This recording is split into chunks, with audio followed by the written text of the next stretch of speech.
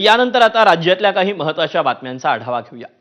चंद्रपुरातील शेतकऱ्यानं खळबळजनक दावा केला। कर्जाची परतफेड करण्यासाठी शेतकऱ्यांना किडनी विकायला लावल्याचा दावा नागभीडमधील शेतकरी रोशन कुडेनं केला। रोशननं दुधाचा व्यवसाय सुरू करण्यासाठी 1 लाख रुपये व्याजानं सावकाराकडून कर्ज घेतलं, मात्र तो हे कर्ज वेळेत फेडू शकला नाही, त्यामुळे व्याजाच्या रकमेतही मोठ्या प्रमाणात वाढ झाली। यानंतर त्या सावकारानं किडनी विकण्याचा सल्ला शेतकऱ्याला दिला। त्याच्याच सल्ल्यानुसार किडनी विकल्याचं रोशननं सांगितलं। सावकारामुळेच 8 लाख रुपयात किडनी विकल्याचा आरोप रोशन कुडे यांनी केला। राज्यातील शेतकऱ्यावर जर अशा प्रकारे किडनी विकण्याची वेळ आली असेल तर हे अत्यंत गंभीर असल्याची टीका करण्यात येते। थोडी आहे आपापले पैसे काढण्यासाठी बरोबर ते दुसरं एका टीममध्ये बसल्यानंतर ते एकमेकाकडे पाठवले जाते आणि माझ्या नावाने ते पैसे घेतले जातात। यांच्याकडे कोरी स्टॅम्प, चेक आणि काही मी चौकशीनंतर ते स्पष्ट करणार आहे सर्व गोष्टी।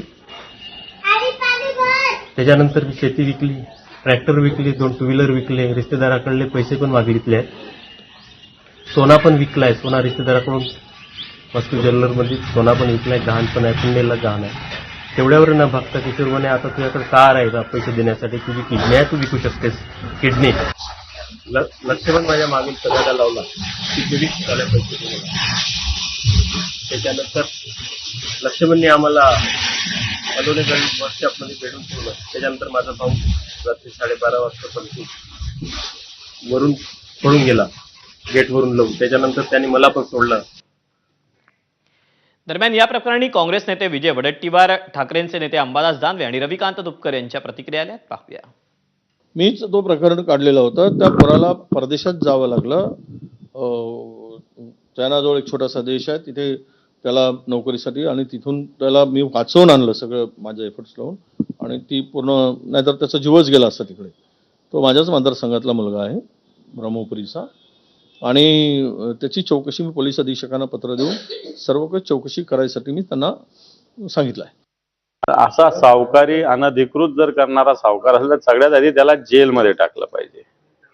आणि दुसरी गोष्ट की शेतकऱ्याला किडनी विकावी लागते। आम्ही सातत्यानं शेतकऱ्याच्या कर्जाविषयी सरकारला बोलतो, सरकार हे कानावर घेत नाही, फक्त चुकीच्या खोटाड्या घोषणा सरकार करतं। परंतु एका शेतकऱ्याला किडनी विकावं लागणं स्वतःचं कर्ज फेडण्यासाठी, याच्यासारखं दुर्दैव नाही। ह्या गोष्टी महाराष्ट्रात होतात, त्याच्यापेक्षा हे मोठं दुर्दैव आहे।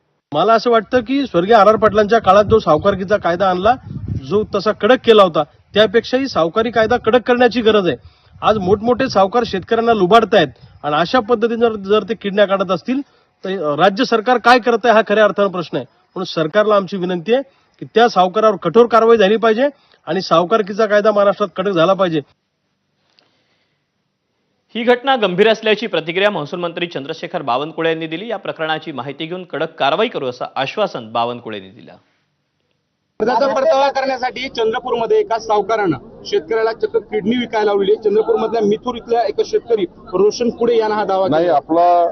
मला जी काही आता तुम्ही माहिती दिली आहे तातडीने मी माहिती घेईल आणि आम्ही कडक कारवाई करू। असं झालं असेल तर, आणि व्यापाऱ्यांनी जर असं केलं असेल शेतकऱ्याशी, तर आम्ही कडक कारवाई। किती गंभीर आहे हा प्रकार? गंभीरच आहे, असा प्रकार होणे गंभीर आहे।